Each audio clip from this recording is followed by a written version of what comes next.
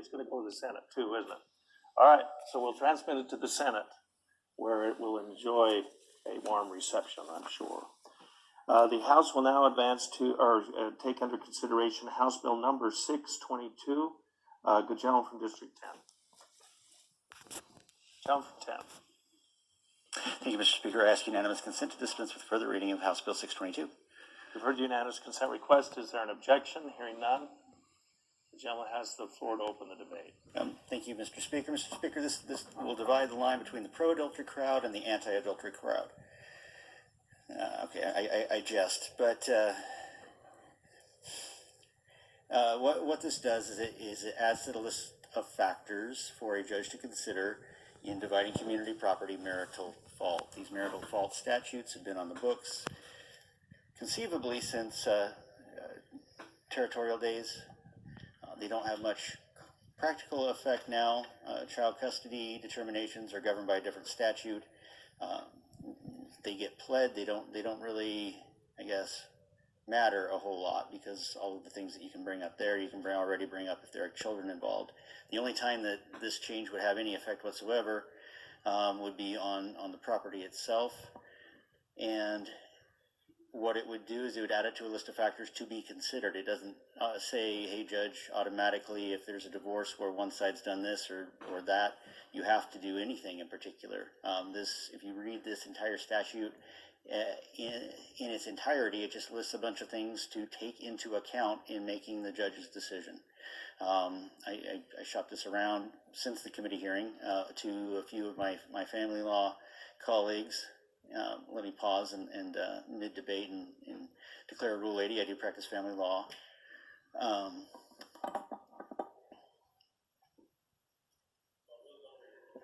All right, thank you. And at the end of the debate, but since you paused, your declaration under Rule 80 will be noted in the journal. Please continue. Thank you. And they mostly shrugged because, again, it's a factor to consider. Now, you still have to prove the existence of one of these fault-based divorces by a preponderance of the evidence. You still have to prove that it has some nexus to one's financial situation. But the presumption's a split down the middle. You can imagine a case where a party has been the subject of all kinds of ill treatment for 30-some years. The children are grown and out of the house. The divorce comes along tragically, but really the evidence of all the maltreatment is 100% inadmissible because it's irrelevant to the small issue of division of property, because you don't have to prove fault to get a divorce. You can plead irreconcilable differences, and you have been able to for years and decades in this state, but it just adds it to a list of things to weigh. With that, I would ask for your green light. Is there further debate?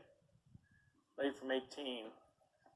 Thank you, Mr. Speaker. I just rise actually not to debate either way, but to send out a call for help for those to answer some of my concerns on this bill. My understanding in terms of the history of no-fault divorce is that it emerged kind of as a policy matter because divorce proceedings are already so acrimonious and can tear families apart so badly that you wouldn't want to layer in incentives for people to really get down and dirty and point fingers and litigate who's at fault. And so I guess I have some concerns about restoring those incentives to an already fraught system and start plugging in reasons for people to dig up every awful thing their spouse ever did and start throwing that around in a court of law because it might get them a better property settlement in the case. So I am just concerned about the uglification, potentially, of an already ugly process that bringing this policy back could bring about. But I would be really interested in hearing other people's thoughts on that concern. Is there further debate? John from 22. Oh, two. Thank you, Mr. Speaker. I'm confused. Would the good gentleman stand for a question? Will the gentleman from 10 yield to a question? Gentleman yields. Thank you. I'm not clear as to why we're doing this, but just to make an assumption. So assuming one of the spouses is gambling away much of the community property, then this fact could be brought in and weighed by the court. Is that a correct assumption? And Mr. Speaker, good gentleman, yes. Follow up, Mr. Speaker. follow up? Gentleman yields. O'Neill. Good gentlemen, and is it the case now that the court would not consider that, or is it a case that that fact could not be presented to the court? Gentleman from 10. Mr. Speaker, good gentleman, if the grounds for divorce pled was irreconcilable differences, it would be irrelevant. You can make an equitable argument that as it stands today, without meeting the threshold of proving fault, but there's no necessary requirement that it be taken into consideration. Now, requiring that it be taken into consideration doesn't require that it be determined to be dispositive. It just requires that in a finding of facts, if it is litigated, finding of facts that the judge has to say, look, I recognize this, and either they didn't meet their burden or they met their burden, and I don't really think that matters in this case because it just makes sure that it crosses the judge's mind to look at that. But it can't be considered if you don't meet your burden of proof on any of these factors. Gentleman from 2. Yes, Mr. Speaker, follow up, please. Will the gentleman yield to another question? Gentleman yields. I apologize for my lack of clarity. Addressing the court's discretion without this being part of the statutory provision, would a court at its discretion be able to take this into account in dividing property without this addition? Gentleman from 10. Pardon me, good gentleman.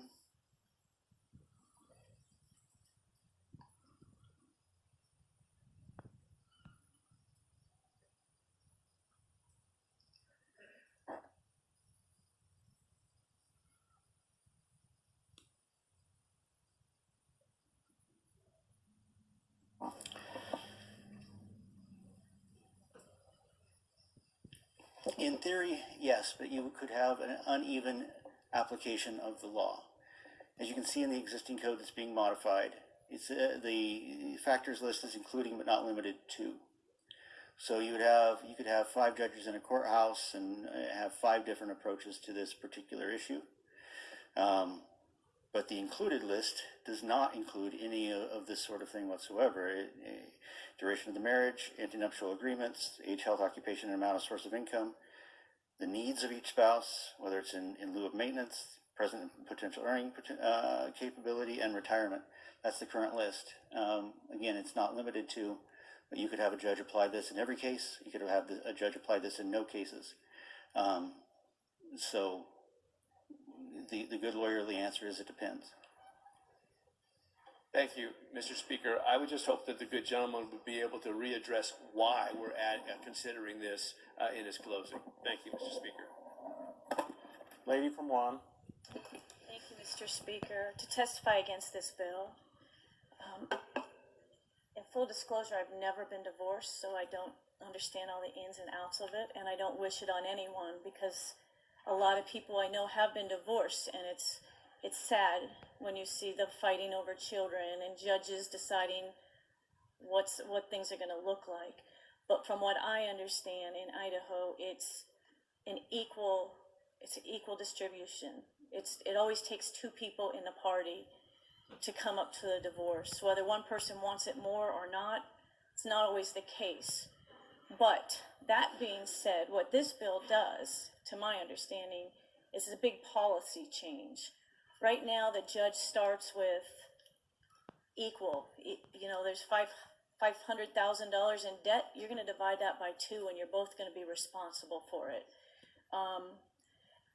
When you start bringing this other stuff in to where the judge can look at if there's adultery, extreme cruelty, willful dissension, willful neglect, you start to get into all these areas where there's discretion. And what I may think is neglect may not be neglect to someone else. I didn't understand one of the words, so I looked it up. Habitual impairance is one of the reasons here, and it says With permission to read, Mr. Speaker? Unanimous consent to read? I'm assuming the ladies Oh, asked for permission to read. Oh, you're right, it is. Is there an objection? Thank you, Mr. None. Speaker. Lady may read right up Habit- until the time they get impatient with It's you. pretty short. Okay. Habitual intemperance is the degree of intemperance from the use of intoxicating drinks which disqualifies the person a great portion of time from properly attending to business, of which would be reasonable to inflict a course of great mental anguish on the innocent party. Now, I don't know how you determine if you have a spouse that's hanging out at the bar all the time drinking, what I may think is a long time. I just think there's discretion in that. So what I see in this bill is you're changing a major policy from 50-50 to where the judge is going to be able to say, yeah, you were hanging out in the bar 20 nights instead of, 10 nights a week. And I think that's bad on the marriage. So I'm going to give you all the debt, and I'm going to give her all the house and property.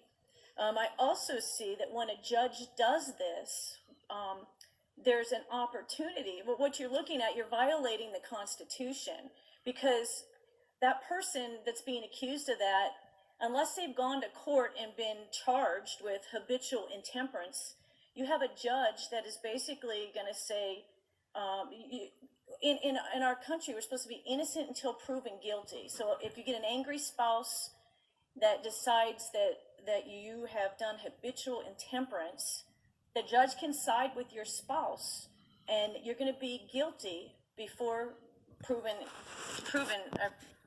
You know what I'm saying? Innocent. You should be innocent until proven guilty. So the other one is you're not supposed to be deprived of your life, liberty, or property without due process. So now you have a judge determining that your property, that maybe you've been in this marriage for 30 years, and the spouse wants out, so they say, yeah, it's been habitual intemperance. I want out. Now that judge is going to take away some of your property, your individual property that you've worked for 30 years on, without due process. And I don't think just a judge's opinion on whether this person deserves more or less is due process. So for that, I'm going to be voting against this bill. I think it's a violation of our Constitution, and I hope you could give this your red light. Thank you. Lady from 6. Thank you, Mr. Speaker. Would the good gentleman From 10. stand for a question? Will the gentleman yield? Gentleman yields. Gentleman yield.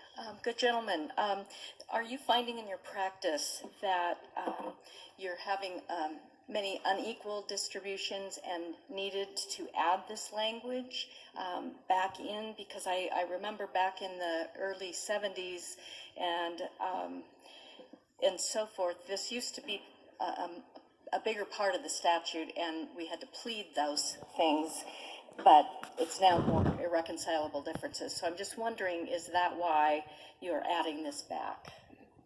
Gentleman from 10. Mr. Speaker, good lady,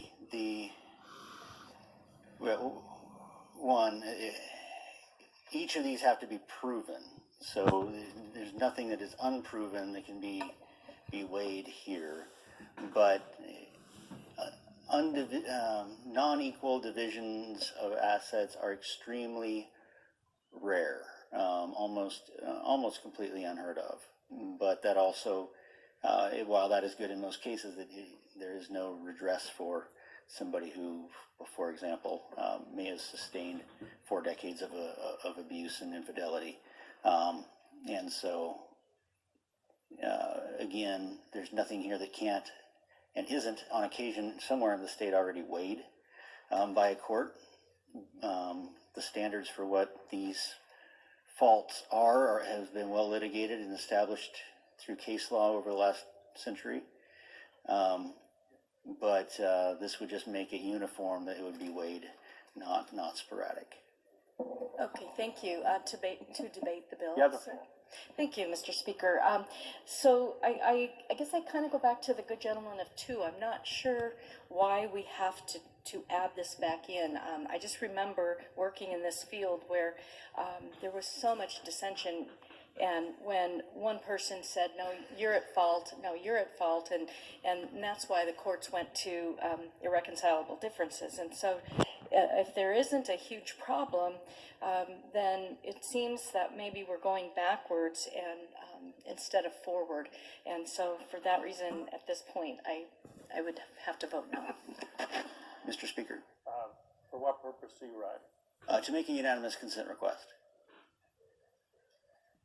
Mr. Speaker, given the confusion, I have more work to do. I would ask unanimous consent that House Bill 622 be returned to the Judiciary Committee. I object. Mr. Speaker, I move that House Bill 622 be returned to the Judiciary Committee.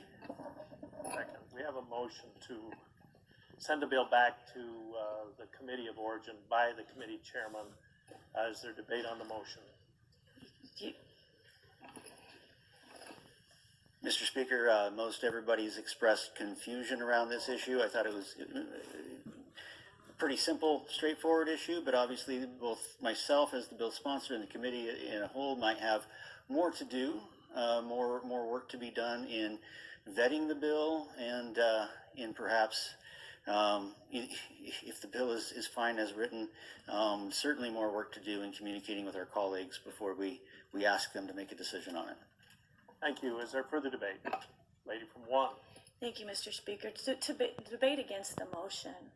This is what we keep talking about, the committee process. It needs to go through the committee, have the hearing.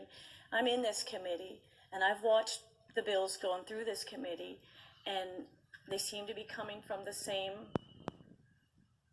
route. And so I really think we need to send a message to this committee. If we're going to bring bills to the floor, if we're going to bring bills to the floor that we expect to vote and give to the whole body and not waste our time, then we should vote on this bill and give it the vote it deserves, which is a no. So I'm going to say that we do a vote on this bill. We've actually spent our time and energy debating this bill. We'll send a message to all committees. We want to vet bills in committee, not on the House floor, because that's the message I'm getting. We don't want to deal with the grocery tax on the House floor. We don't want to deal with the transportation tax. So if we're going to let stuff get to the floor, let's send it through its proper process and vote on the bill. Gentleman from 15. Thank you, Mr. Speaker. I support this motion precisely because from where I'm sitting, this process is working exactly the way it's supposed to work. Bill came out of committee, it was discussed, but now it has the benefit of 70 people listening to it, trying to understand it, asking sincere, genuine questions. I can tell you that I'm sitting here, I started thinking one way about this, and my position on this bill changed, listening to not only the debate, but the questions that were being asked. That's what this process is all about. And to dismiss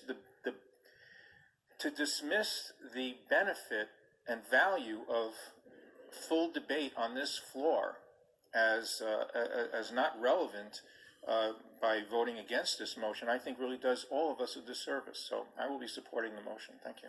No further debate on the motion. Return the bill to committee. Gentleman from 16. Thank you, Mr. Speaker. First of all, I do support the motion, and I may be stepping in it a little bit, but as a matter of, dare I say, tradition, what I've seen in the last 8 years is that when a committee chair asks for the bill to be returned to the committee, then we honor their request because they're the chair, and that's appropriate. Is there further debate?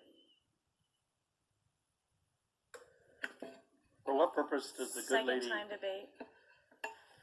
Does anyone wish to debate the motion for the first time? Lady from 1 for the second time. Thank you, Mr. Speaker. For those of us here last year, we've dealt with this same kind of situation over and over. It continually comes from this committee. The tradition is if you're going to pull your bill, you do it before we spend our time as a body debating that bill. That is the tradition.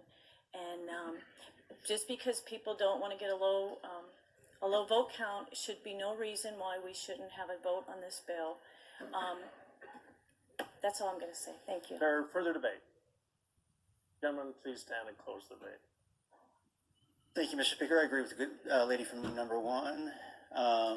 We should be vetting bills in committee. That's why I'm routinely surprised when she herself votes aye for due passing in committee and then votes nay on the floor.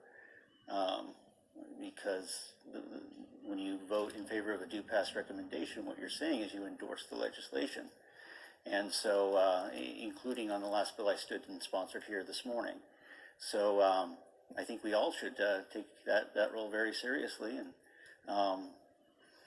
and vet things in committee. And if you're going to say they should pass, stand by them. I would note that this was without recommendation. This came out without recommendation, not as a due pass. So it's not as though the committee has formally stamped its approval, and perhaps we should make a decision aye or nay before asking the body to do the same. Thank you. Debate on the motion is closed. A yes vote returns it to committee. A no vote leaves it on the floor to be voted on.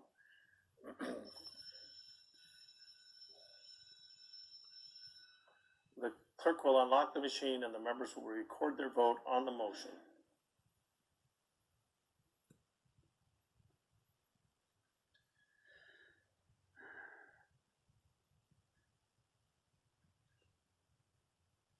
Has every member voted?